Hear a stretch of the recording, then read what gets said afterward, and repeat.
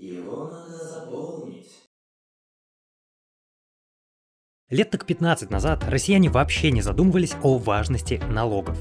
О том, что налоги – это по сути кровь, текущая по артериям государственной машины. И что благодаря налоговым платежам работает, да вообще все работает. Некоторые из вас уже выучили мантру «Я же налоги плачу!». Но, скорее всего, у вас в голове примерно такая картина. Я, живя в своем городе, отчисляю налоги в какой-то общий котел, а взамен хочу красивую жизнь. Почему-то в школах подробности не рассказывают. Но это важная тема не только для осознанного активиста, а просто для любого гражданина. Ну, например, вы знали, что в стране существуют налоги, от которых просто невозможно уклониться, что их платит даже 10-летний ребенок. А что если я скажу, что просто проживая в Нижнем Тагиле, вы кормите не только свой город, но и целую область, да и вообще всю страну?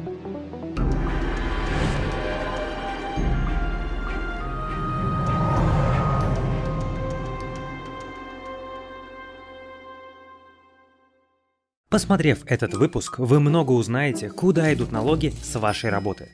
Но что насчет вашей жизни, которую вы можете изменить прямо сейчас?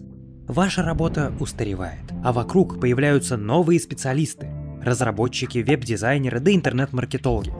Я понимаю, что сейчас вам кажется это чем-то страшным, но Яндекс.Практикум поможет во всем разобраться.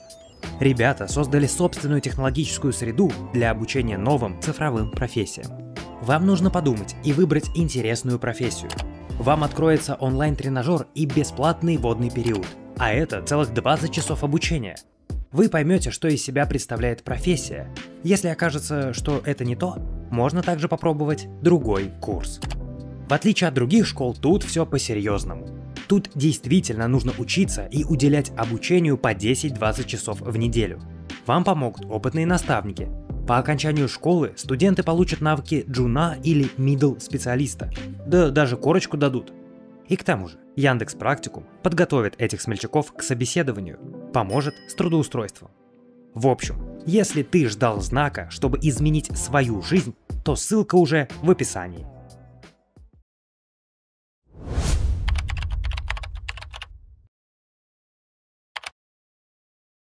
Ну, давайте по порядку. Наша история начинается с известных вам 13%. Налог на доход физических лиц. Каждый месяц работяги со своей белой зарплаты отчисляют 13% в свой город. Только не всю сумму, а ее меньшую часть. Примерно 15% от суммы этого налога уходит в бюджет города, а большая часть в бюджет региона. Кстати, в этом выпуске будет очень много оговорок и упрощений, потому что нет задач сделать из вас эксперта в области бюджетной политики. Просто смотрите на сноски. То есть сразу на примере. В договоре у вас указано 20 тысяч рублей. На руки получили 17 400, а 2 600 куда уходят ваши кровные? А уходят они примерно так. 390 рублей в тот город, в котором вы собственно их заработали, а 2 200 в бюджет области. Если у вас уже возникает вопрос, а с чего эта плата областному пахану выше, чем своим пацанам, то приготовьтесь, ягодки еще впереди. Притом НДФЛ – это самый сочный способ самостоятельного пополнения местных бюджетов. Другие можно вообще не обсуждать. Раз уж мы взялись за Свердловскую область, то в Нижнем Тагиле только НДФЛ составляет 64% доходов из самостоятельных источников финансирования, а в Екатеринбурге больше трети. Вот тут внимание. Хоть ЕКБ и является областным центром, там орудуют две группы дядек в пиджаках. Одни решают бюджетные вопросики города Екатеринбург, а другие отвечают за бюджет целой области. И екатеринбуржцы также отчисляют только 15% от своего налога на доход непосредственно в город. Из этого следует вывод, что чем выше и белее в городе зарплаты, тем выше доход конкретно вашего города, а значит больше ресурсов на благоустройство. Это при идеальном условии чистых и честных распределителей, конечно. А помните, я говорил про... Притом НДФЛ – это самый сочный способ самостоятельного пополнения местных бюджетов. Акцент на самостоятельном пополнении. Дело в том, что все города России являются не самостоятельными с финансовой точки зрения. Они просто не зарабатывают достаточно, чтобы покрывать свои же расходы. То есть российские города – это современные миллениалы. Вроде бы сами уже зарабатывают, но у мамки все еще живут. И от мамки ежегодно получают денежную помощь из того самого регионального бюджета. Называются трансферты. Например, в Нижний Тагил Свердловская область отправила сумму в 2 раза больше, чем Тагил насобирал своими силами. Екатеринбург выглядит чуть самостоятельнее. Трансферты примерно сравнялись с его доходом. И так вообще по всей стране. В Казани перечисления от региональной мамки составляют 37% от всех доходов. В Набережных Челнах 45%, Хабаровск 44%, Комсомольск-на-Амуре 63%. Кстати, делая этот выпуск, я наконец понял, почему мэры пугают недовольное население, что митингующие и неправильно голосующие расстроят губернатора, а наш город не получит денег. Мэр не должен быть в оппозиции к правительству и губернатору. Так отношения с властью не выстроишь. От оппозиции район в первую очередь страдает. Кто от этого выиграет? Ты будешь гордый и независимый, а район из-за этого не будет деньги получать и развиваться. Что в этом хорошего? Артем Лазарев, мэр Анивского городского округа. То есть, грубо говоря, чтобы город развивался, ваш мэр должен идти к губернатору и просить его о трансфертах, чтобы свои расходы покрыть. Но откуда деньги в региональных бюджетах, спросите вы? Ну, вы же помните, что большая часть вашего НДФЛ идет в регион, а не в город. Вот и получается, что существенная часть доходов региона, где-то от 20 до 40%, это НДФЛ из всех городов в конкретной области. Но это еще не все. Ведь НДФЛ – это только налог работяг. А ведь есть еще налог на прибыль бизнеса, в котором этот работяга работает. Так вот, он тоже уходит в регион практически полностью. Почему практически? Потому что часть еще уходит на уровень федерации, но об этом позже. Здесь картина такая же. От 20 до 40% от самостоятельных пополнений. И получается, что больше половины источников самостоятельного финансирования составляют эти два налога. Налог на доход работяг и налог на прибыль компаний. Все остальное распыляется между кучей других налогов и сборов. А самое удивительное вот что. Как города России не самостоятельно и нуждаются в поддержке регионов, так и регионы нуждаются в поддержке федерации. Федерация – это такая бабушка, глава клана. И вот эта бабушка каждый год отправляет деньги своим дочерям, регионам, а дочери отправляют деньги внучкам, городам. Так мы и живем последние 20 лет. Кто слышит в первый раз инфу, что федерация всем помогает, что пиджаки, выседающие в Москвах, отправляют деньги регионам, значит, прав был тезис. Царь хороший, а бояре плохие. У регионов денег нет, только из центра деньги сосут. Что бы мы, пацаны из регионов, делали без них? Но откуда деньги возникли в самом центре?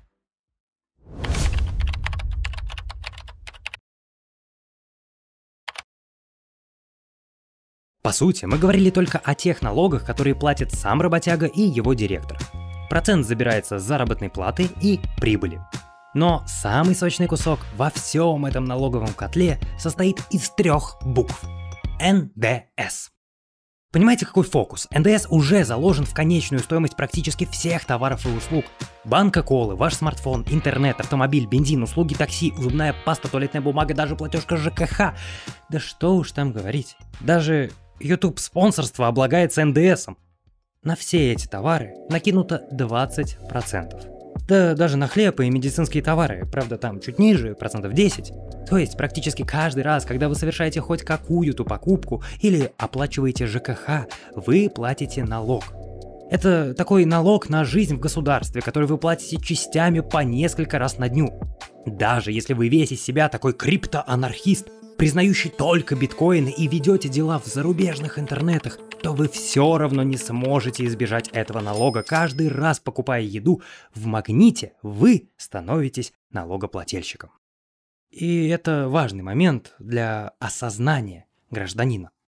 Второй важный момент, что НДС в полном объеме уходит на уровень федерации. В каком бы городе вы ни находились, все эти платы уходят в центр в 100% размере. Чтобы вы прониклись, насколько мощный налог, просто посмотрите на эту цифру. 6 триллионов рублей. Что, слишком далеко от реальности? Согласен, сложно примерить эти числа к своему кошельку, ну окей. А что если сказать, что вот только НДС составляет треть доходов федерального бюджета? Тоже не очень, да? Окей, тогда мы возьмем все области, в которых проживают более 1 миллиона человек. Области Московская, Свердловская, Ростовская, Тюменская, Челябинская, Нижегородская, Самарская, Новосибирская, Кемеровская, Волгоградская, Саратовская, Иркутская, Воронежская, Оренбургская, Омская, Ленинградская, Белгородская, Тульская, Владимирская, Пензенская, Курская, и Пермский, Алтайский и Ханты-Мансийский автономный округ Югра. Это получается 51 крупный субъект федерации. Затем посмотрим на их самостоятельный доход, то есть на все поступления, кроме межбюджетных трансфертов. Так вот, весь доход этих регионов и всех городов внутри регионов, состоящий из всех налогов, сборов, пошлин, штрафов, вообще всего, сопоставим с доходом центра лишь по одной статье НДС. Теперь понятно, почему власти поднимали на 2% налог, который обычный работяга просто не видит и не чувствует. Ну, подняли и подняли. Зато в казну придет где-то 670 миллиардов в год. Но не все понимают, что в казну эти деньги положат обычные жители. Притом не в городскую казну и не в региональную, а в федеральную. С влиянием НДС может состязаться другой невидимый работягам налог. Налог на добычу полезных ископаемых. Как вы знаете, Россия нефтегазовая страна. Повезло нам родиться на черном золоте. И вообще, все это национальное достояние. Но с точки зрения бюджетной политики, этот налог тоже принадлежит центру на 100%. То есть пользователи месторождений, которые разрабатывают в конечном счете в регионах, платят налог на добычу полезных ископаемых. И, естественно, он в конечном счете влияет на бензин, газ и цену всех товаров вообще. Но этот налог в регионе не остается, а уходит в полном объеме в центр и составляет еще добрую треть федеральных поступлений. Кстати, год назад один депутат пытался протолкнуть такую тему, мол, ребят, может не будете забирать полностью деньги, а оставляйте в регионах хотя бы 30%. Свое предложение аргументировал так. Увеличение собственных налоговых доходов субъектов РФ позволит повысить собственную доходную базу регионов, где расположены месторождения полезных ископаемых, и снизить дотационность бюджетной системы РФ в части уровня регионов. Центр эту идею не оценил. Национальное достояние. А по сути, депутат хотел восстановить баланс между источниками доходов. Сейчас равновесие нарушено. За последние 10 лет доля региональных бюджетов в налоговых доходах упала с 60 до 44%. У субъектов федерации нет денег даже на первоочередные расходы. Они вынуждены постоянно занимать средства у банков. За те же 10 лет совокупный госдолг регионов вырос с 1 триллиона до 2,5 триллионов рублей. Михаил Щапов, депутат Госдумы от КПРФ. Ах да, по поводу баланса. Помните, я говорил про налог на прибыль компаний? Так вот, он тоже уходит в регион практически полностью. Почему практически? Потому что часть еще уходит на уровень федерации, но об этом позже. Так вот, сейчас реальность такова, что бизнес в городах платит этот налог не в город, а в регион. Вы это уже слышали, но теперь точнее. 17% идут в регион, а 3% в федеральный центр. И да, доля налога на прибыль в доходах федерации курит в сторонке по сравнению с НДС и НДПИ, всего-то 5% от доходов.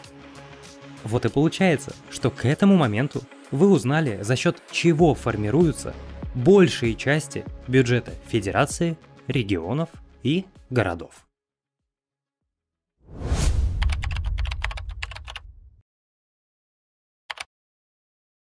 Вся суть бюджетной системы состоит в том, чтобы города были зависимы от регионов, а регион зависим от центра. И это не случайное явление, это осознанное конструирование системы. В 2000-х города обладали большей автономией, потому что они оставляли у себя 50% налога на доход работяг, а не 15%, как сейчас. Более того, они оставляли 50% от налога на недвижимость предприятия. О нем мы, конечно, не говорили, но сейчас 100% идет в регион. Кстати, налог на прибыль организаций тоже немного оставался в городе. Но тогда ставка составляла 30% всего, а в федерацию шло целых 11%, сейчас только 3%. Да, может показаться, что федерация вроде бы снизила свою претензию на деньги. Но вместе с этим, именно в этот момент, решили полностью забирать НДС и НДПИ в пользу федерации. Сейчас кажется странным, но 20 лет назад город и область имели право получать немного самых сочных кусков пирога. Эти налоги оставались в местных бюджетах, но потом федерация это право забрала. Кто-то видит в такой системе только плюс. Ведь на самом деле не все регионы равны. Если дать полную автономию, то Татарстан и Ханты-Мансийский автономный округ будут купаться в деньгах из-за НДПИ, Москва и Питер из-за НДС, а условная Чечня, Дагестан и Крым захлебнутся в бедности. Просто они живут только благодаря межбюджетным трансфертам. Но никто не говорит о полном самообслуживании. Возможно, как раньше, лишь часть от НДС и НДПИ оставлять бы в регионах. Потому что итог текущей централизации такой. Если в 98-м доходы регионов к федерации составляли 57 к 43, то к 12-м падали до 30 на 70. То есть все регионы со всеми городами зарабатывали на налогах 30% от общего пирога, а федерация одна, хоть и большая, 70%.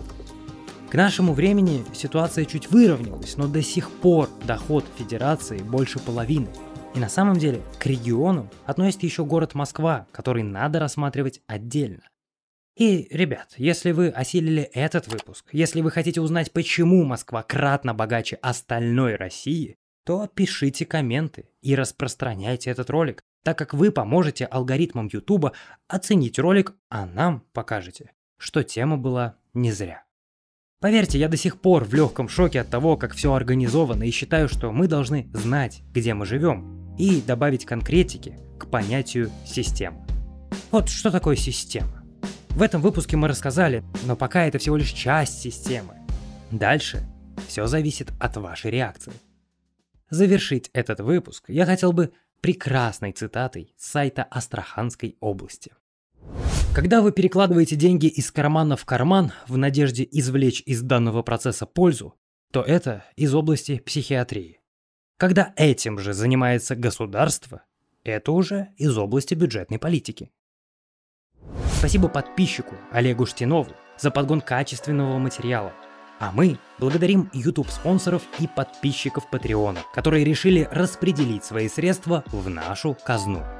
Спасибо гэпникам, героям, консулам, верховным магистрам и иллюминатам нашего ордена Давиду Большову, Это Бизнес и Верштейну.